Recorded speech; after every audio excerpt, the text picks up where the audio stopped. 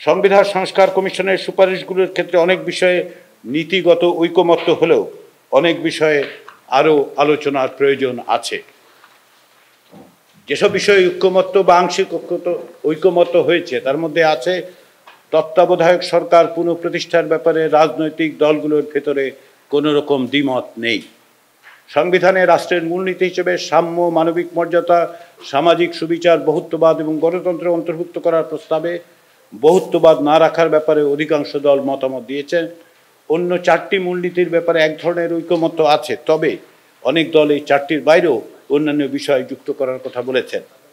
নাগরিকদের সামাজিক, রাজনৈতিক ও অর্থনৈতিক অধিকার সম্প্রসারিত করা এবং সেগুলোর কিছু কিছু বিষয়ে রাষ্ট্রের বাধ্যবাধকতা তৈরি করার, এই অধিকারের তালিকা এবং তার প্রয়োগে রাষ্ট্রের বাধ্যবাধকতা এবং বিশেষ করে তার মাত্রা বিষয়ে মত পার্থক্য রয়েছে।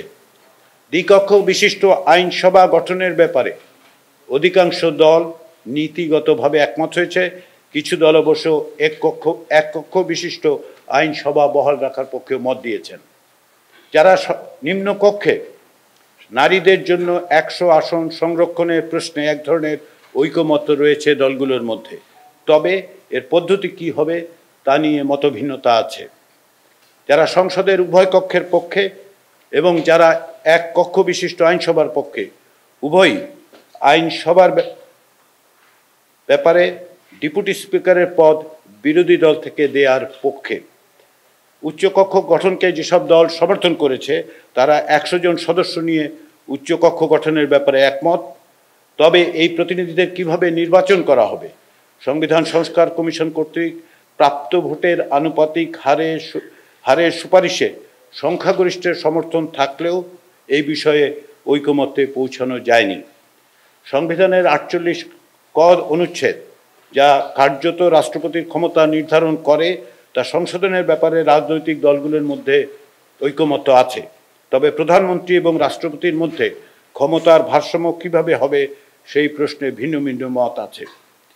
70 অনুচ্ছেদ, অর্থাৎ সংসদে নিজ দলের বিপক্ষে ভোট দেওয়ার ক্ষেত্রে যে বিধান, তা পরিবর্তনের ব্যাপারে ঐকমত্য হলেও কি কি বিষয়ে দলের পক্ষে ভোট দেওয়া বাধ্যতামূলক হবে তার একটি আংশিক তালিকার ব্যাপারে ঐকমত্য হয়েছে।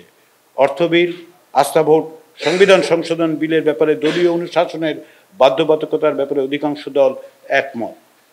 এর অতিরিক্ত আরও কিছু যুক্ত করার, যেমন রাষ্ট্রীয় নিরাপত্তা বিষয়ক বিল যুক্ত করার জন্য কিছু দলের প্রস্তাব আছে। আইনসভার গুরুত্বপূর্ণ স্থায়ী কমিটিগুলোর সভাপতিত্ব পদ বিরোধী দলের সংসদ সদস্যদের দেওয়ার ব্যাপারে প্রায় সকলেই একমত। এই মর্মে বিশেষ কয়েকটি কমিটি, যেমন public accounts committee, estimate committee, public undertaking committee, privilege কমিটির সভাপতিত্ব বিরোধী দলের কাছে দেওয়ার বাধ্যবাধকতার আরোপের ব্যাপারটি বিবেচনায় আছে। এই তালিকা থেকে স্পষ্ট বেশ কিছু গুরুত্বপূর্ণ সাংবিধানিক প্রশ্নে এখনও ঐকমত্যে পৌঁছানো যায়নি। এর মধ্যে বিচার বিভাগের বিকেন্দ্রীকরণের কাঠামো, তত্ত্বাবধায়ক সরকারের প্রধান উপদেষ্টা নিয়োগ, তত্ত্বাবধায়ক সরকারের মেয়াদ, জাতীয় সাংবিধানিক কাউন্সিল বা এনসিসি গঠন, একই ব্যক্তি প্রধানমন্ত্রী হিসেবে কতবার নির্বাচিত হতে পারবেন, একজন সংসদ সদস্য কতগুলো পদে থাকতে পারবেন, রাষ্ট্রপতি নির্বাচনের প্রক্রিয়া কি হবে, সংবিধান সংশোধন প্রক্রিয়া কি হবে, এই ধরনের মৌলিক কাঠামোগত গুরুত্বপূর্ণ বিষয়গুলো অমীমাংসিত থেকে গেছে। তবে এসব বিষয়ে অনেক দলই আরও আলোচনার কথা বলেছেন এবং আলোচনায় নমনীয়তা প্রদর্শন করেছেন। নির্বাচন ব্যবস্থা সংস্কার বিষয়ক আলোচনায় ঐকমতের উপর নির্ভরশীল, কিন্তু অনেক বিষয়ে নীতিগত ঐকমত্য বা আংশিক ঐকমত্য হয়েছে, যার মধ্যে উল্লেখযোগ্য হচ্ছে নির্বাচন কমিশনের জন্য একটি পূর্ণাঙ্গ আইন প্রণয়ন করার ব্যাপারে অধিকাংশ দল একমত হয়েছেন। স্থানীয় সরকার নির্বাচনের দায়িত্ব নির্বাচন কমিশনের কাছে হস্তান্তর করার ব্যাপারে সব দল একমত পোষণ করেছে।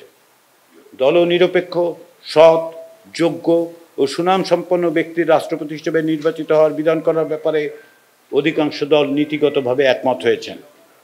ভবিষ্যতে সীমানা নির্ধারণের জন্য একটি আলাদা স্বাধীন সীমানা নির্ধারণ কর্তৃপক্ষ গঠন করার ব্যাপারে অধিকাংশ দল নীতিগতভাবে একমত, তবে এ ব্যাপারে মতের ভিন্নতাও আছে। নির্বাচন কমিশনের আইনি, আর্থিক ও প্রশাসনিক প্রস্তাব কোনো মন্ত্রণালয়ের পরিবর্তে সংসদের প্রস্তাবিত উচ্চকক্ষের স্পিকারের নেতৃত্বে একটি সর্বদলীয় সংসদীয় কমিটির নিকট উপস্থাপনের বিধান করার ব্যাপারে মিশ্র প্রতিক্রিয়া দেখিয়েছে দলগুলো।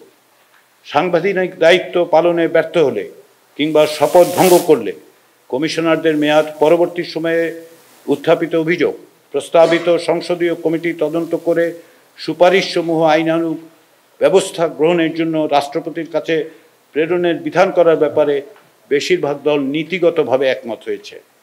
নিবন্ধিত রাজনৈতিক দলকে তথ্য অধিকার আইন 2009-এর আওতাভুক্ত করার প্রস্তাবে বেশিরভাগ দল নীতিগতভাবে একমত হয়েছেন। মানবতা বিরোধী অপরাধের সঙ্গে অভিযুক্ত ব্যক্তিদেরকে সংসদ নির্বাচনে অংশগ্রহণ থেকে বারিত করার লক্ষ্যে মানবতা বিরোধী ট্রাইব্যুনাল আইন ও আরপিও সংশোধন করার ব্যাপারে মিশ্র প্রতিক্রিয়া দেখিয়েছে দলগুলো। এর আইনি দিক বিবেচনার জন্য অধিকাংশ দল গুরুত্ব দিয়েছে।